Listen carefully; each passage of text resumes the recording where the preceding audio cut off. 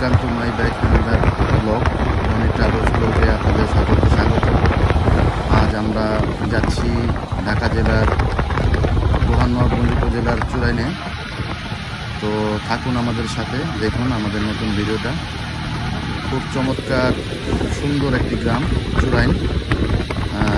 রাস্তাঘাটের যে পরিস্থিতি অসম্ভব সুন্দর এই চুরাইন বাজারটা। আমরা 3 বন্ধু মিলে চুরাইন যাচ্ছি এক ফ্রেন্ডের বাসায়।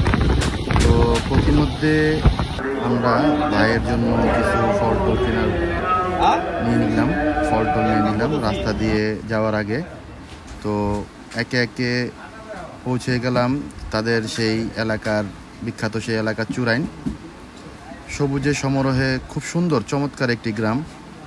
রাস্তার ধারে বিভিন্ন ধরনের গাছগাছালি, এত সুন্দর গাছ, এত প্রাকৃতিক পরিবেশ। সত্যি কথা বলতে চোখে না দেখলে বোঝা যায় না এত সুন্দর পরিবেশ।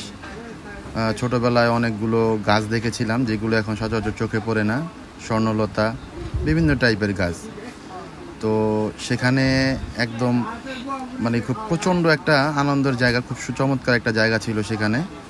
রাস্তার ধারে যেতে যেতে অনেক সময় হয়ে গিয়েছিল দুপুরবেলা। তো দূরে মসজিদ দেখা যাচ্ছে, যেহেতু জুম্মার বার সেখানে আমরা নামাজ পড়বো। এই মসজিদটা খুব চমৎকার গ্রামের ভিতরে।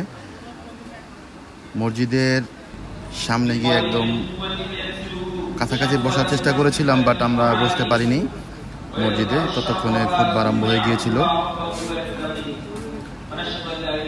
ইমাম সাহেব খুতবা দিচ্ছে।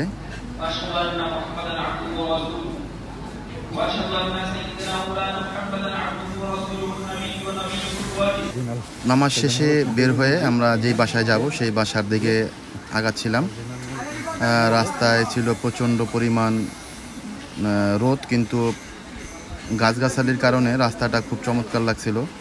প্রাকৃতিক পরিবেশ, খুব চমৎকার ঠান্ডা। দেখতে দেখতে আমরা ভাইয়ের বাসায় চলে আসলাম।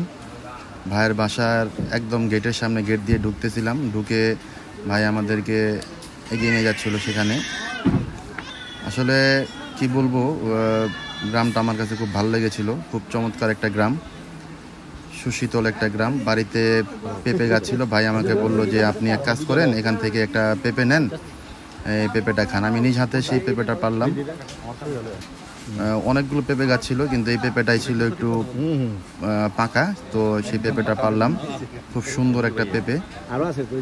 পেঁপে গাছটা বাড়ির একদম কাছে ছিল। বাসায় ঢোকার সঙ্গে সঙ্গে বিভিন্ন ধরনের আপ্যায়ন শুরু হয়ে গেল ভাইয়ের। ভাই যেসব জিনিসগুলো আমাকে দিচ্ছে, প্রথমেই যাওয়ার সঙ্গে সঙ্গে শরবত এবং অন্যান্য নাস্তা দিয়ে উনি আমাদেরকে আপ্যায়ন করলো। নাস্তাটা খেলাম। নাস্তা খাওয়ার বললাম যে ভাই পেট ভরে গেছে দুপুরবেলা। তো তারপরেও তিনি আমাকে সঙ্গে সঙ্গে নাস্তা খাওয়ার সঙ্গে সঙ্গে দুপুরের খাবার নিয়ে আসলো। বিভিন্ন ধরনের আইটেম তৈরি করেছিল ভাই। ভাইয়ের এই ব্যবহার দেখে খুব মুগ্ধ হয়ে গিয়েছিলাম আমরা। বিভিন্ন ধরনের খাবার, রোস্ট, পোলাও, মুরগির রোস্ট, বিরিয়ানি না, আপনার হচ্ছে পোলাও, টিকা, অনেক পদের খাবার আয়োজন করেছিল। একদম পুরোপুরি ভুরি ভোজ করলাম ভাইয়ের সাথে খেয়ে। ভাই খুব মনোযোগ সহকারে আমাদেরকে খাওয়াচ্ছিল এবং খুব তৃপ্তি সহকারে খাইলাম। নিজ হাতে ভাই সকলকে বেড়ে দিচ্ছিল, আমরা নিজেরাও খেলাম। শাওন ভাই ছিল, সে সবসময় একটু বেশি খায়, কিন্তু প্রচণ্ড গরম এবং খাওয়ার গ্রানে তিনি ওইরকম খেতে পারলেন না। তারপরেও আমাদেরকে যথেষ্ট পরিমাণ খাওয়া দিয়েছিল। খাওয়া দাওয়ার শেষে ভাই আমার জন্য একটি গাছ থেকে আমি যে পেঁপেটা পেরেছিলাম সেই পেঁপেটা আমাকে দিল বাসায় নিয়ে যাওয়ার জন্য। ভাই আমাকে পেঁপেটা আমার হাতে তুলে দিয়ে বললো ভাবিকে দিবেন। আমি পেঁপেটা নিয়ে আসলাম এবং ভাইয়ের মেয়ে ভাতিজি, ও আমাকে বললো যে আঙ্কেল আপনাদের জন্য একটা, আমার গাছে আমি নিজে গাছ লাগিয়েছিলাম, আপনার হচ্ছে গিয়ে পুঁই শাক গাছ।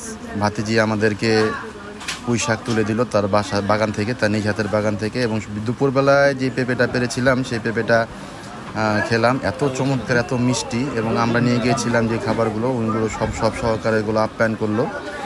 ওইগুলো খাওয়া দাওয়ার পরে বিকেলে চা দিল। চা খাওয়ার এক পর্যায়ে আমরা চলে আসব বিদায় নেওয়ার জন্য, অনেক সময় হয়ে গিয়েছিল। তো চা খেতে খেতে ভাইয়ের সাথে চলে আসার গল্প করতেছিলাম বিদায় নেওয়ার জন্য। তো আজকে ভাবি যে আপ্যায়নটা করলো, এই জন্য ভাবিকে অসংখ্য ধন্যবাদ, ভাইকে অসংখ্য ধন্যবাদ। দেখতে দেখতে সন্ধ্যা গনিয়ে আসছে, আমরা বাসা থেকে বের হয়ে গেলাম। আজকের মতো তার বাসা থেকে বের হয়ে চলে আসলাম। আরেকদিন দেখা হবে ইনশাল্লাহ নতুন কোনো ব্লগে। থাকবেন আমার সাথে। আসসালামু আলাইকুম ওয়া রাহমাতুল্লাহ।